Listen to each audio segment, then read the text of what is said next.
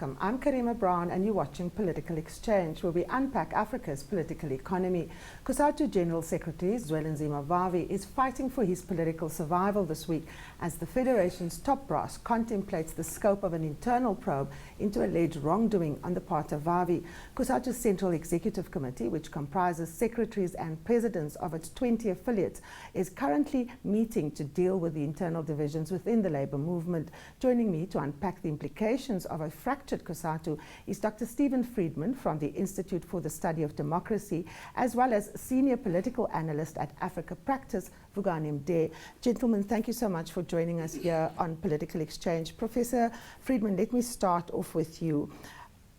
How deep are these divisions, and are there indications that this could well split the Federation in the way that the African National Congress split in 2007 when President Thabo Mbeki lost the presidency to Jacob Zuma? Is there the potential for unions to break away depending on how the internal probe, proceeds? I think that if Zwelinzima Vavi was removed from his post, then there would be a significant chance of a breakaway, yes.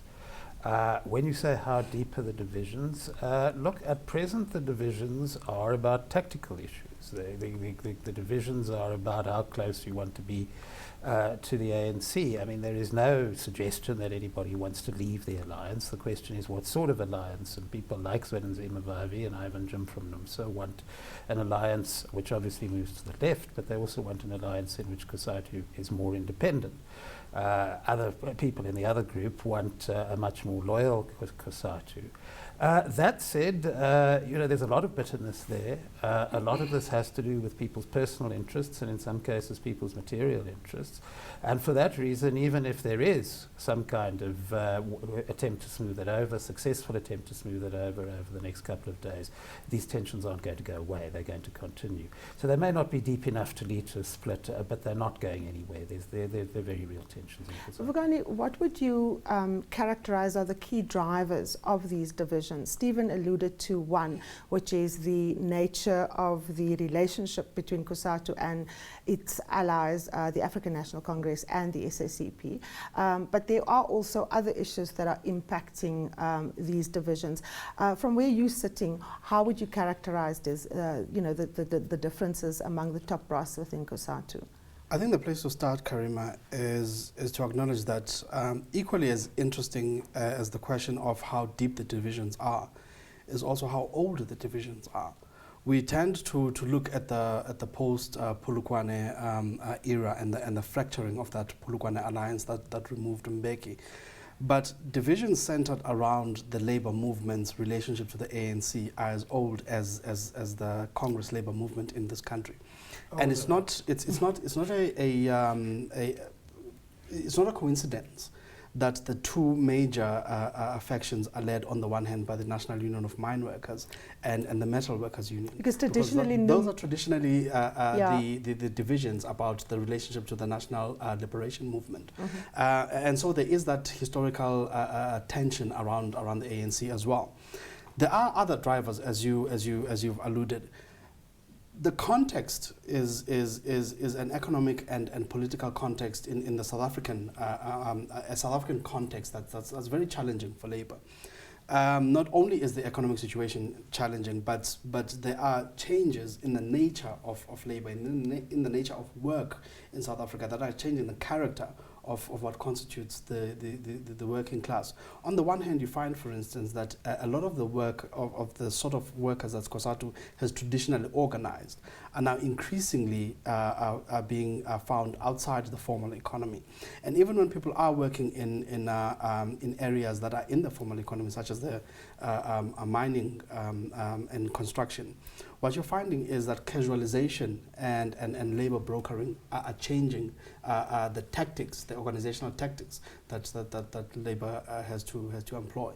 So essentially, if I'm summing up correctly, what the two of you are saying is that the divisions center around Cosatu's relationship vis-a-vis the ANC, but also the changing world of work and the labor regimes, the introduction of casual labor, labor brokers, is impacting on the ability of trade unions to organize members and of course the kind of services that they provide. But there's a third element here that Stephen alluded to about personal and financial interests. We have seen in the papers reports around the sale of an old building of Cosatu that was apparently undersold because the value of it was close to 20 billion, it was sold for 10, and then of course the acquisition of the very new state-of-the-art building for 50 million. And there's allegations, and let's stress that the allegations at this stage, that there's impropriety, that some might have benefited in a way that ought not to have been, and that there's a conflict of interest. Stephen, some people have suggested that these are trumped up smear campaigns to weaken Zwelinzima Vavi as a political leader. Do you agree with that sentiment? Well, I think that they probably are, because they came together with suggestions that he was too close to the political opposition. I think certainly they're being widely seen as that. But obviously, as I said earlier, they indicate a deeper problem. I mean, this is the way in which politics very often is being fought in this country, through these kind of smears. And the reason that it's being fought through these kind of smears is that we know we have a highly unequal society with all sorts of barriers, particularly to black people who want to advance, and therefore political activity and trade union activity becomes a way into the middle class or into the upper middle class, because it's the other options are barred in the private sector. And as long as you have that, you're going to have these allegations and counter allegations. So people who support Zwelinzima Vavi are saying, as you say, that this is trumped up. They're also saying, well, the other side was accused of corruption, and that's why Zwelinzima Vavi is in trouble. But you know, the real issue is that somehow Cosatu has to get to grips not only with the very real problems that Vukani is talking about, but with how you prevent trade unionism in an unequal society simply becoming a route for people into the middle class, because that's a very real problem. Mm-hmm. Now, Vukani, this question of corruption and senior Cosatu figures being implicated has very real impact in terms of Cosatu's own standing. It has been a major force speaking out against corruption, particularly within the state, but also within the private sector. This is the third time that we have allegations against Zwelinzima Vavi. The first was the issue of the credit card that involved Willie Madisha.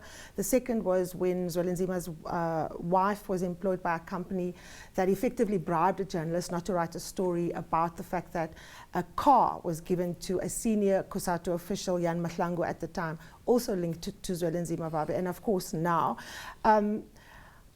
how does the allegations impact on Zwelinzima's own standing, given the fact that he has, in a very real way, become the face of Cosatu's, anti-corruption campaign? Push. Yes, indeed. That's one of the unfortunate outcomes of this fight in Cosatu, which is essentially political.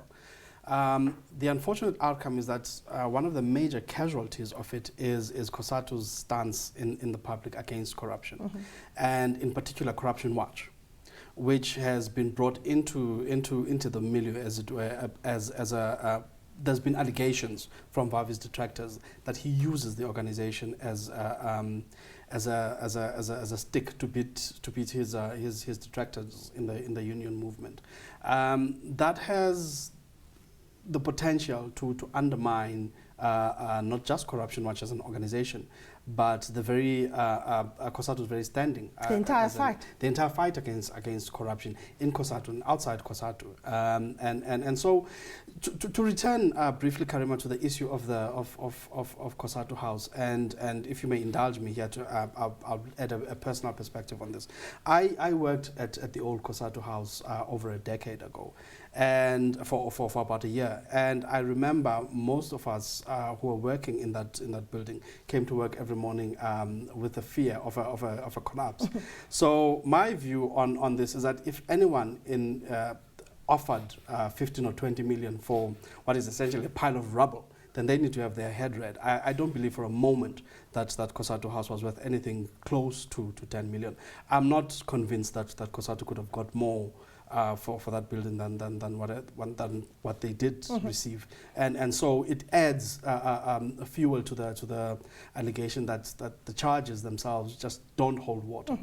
The processes inside Cosatu has now gotten to such a point, Dr. Friedman, that outsiders have been brought in to facilitate, a process that will, one, get to the bottom of the allegations, and two, an attempt to bring the different sides together. The fact that the Federation itself couldn't resolve its own problems through its structures and had to rely on outsiders, is that an indication that there's a complete lack of trust between the very senior leaders, at the very least the officials, the national office bearers? Oh, absolutely. I think what has happened is that ANC people have come in effect, to warn of the consequence of going in the direction that some people wanted to go in. Whether the ANC leadership likes Zwelinzima Vavi or not, I think they realize that a split in Cosatu can't benefit Cosatu, can't benefit the ANC, and I think they realize that if some people in Cosatu pushed this to its logical conclusion, there would be a split. And that does indicate, as you correctly say, very severe tensions within Cosatu, and it indicates a weakness. We're talking about an organization which not long ago could quite comfortably hold competitive elections, elect a president or other office bearers, and move on. And now the same organization is in effect needing the ANC, which has had its own difficulties over the last few years, to come in and try to ensure that calm prevails. So it is an indication of very serious weakness. Yeah. I want to return to the question of corruption, because often when we discuss corruption and unpack it, we tend to focus on people who hold public office. The private sector is often let off the hook. If one talks about the alliance, the focus is often only on the African National Congress, because it's the governing party.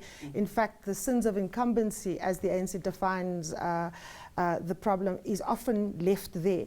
But if one accepts that Cosatu unions are also places where investments take place, quite substantial ones, through their investment vehicles, then it's not inconceivable that Cosatu would be sitting with the same challenges that its alliance partner, the ANC, sits with, in terms of potential corruption, the sins of incumbency, as it were, Vugani. To the extent that the ANC or elements in the ANC are using the state as a personal piggy bank and as a lever to access resources in the private sector, it's also possible, it's not inconceivable, and it's probably happening, that the leaders of Cosatu unions use the quite substantial resources that are in the unions and in union investment companies in particular as their own personal money machines. So the Cosatu faces the very same problems. Indeed.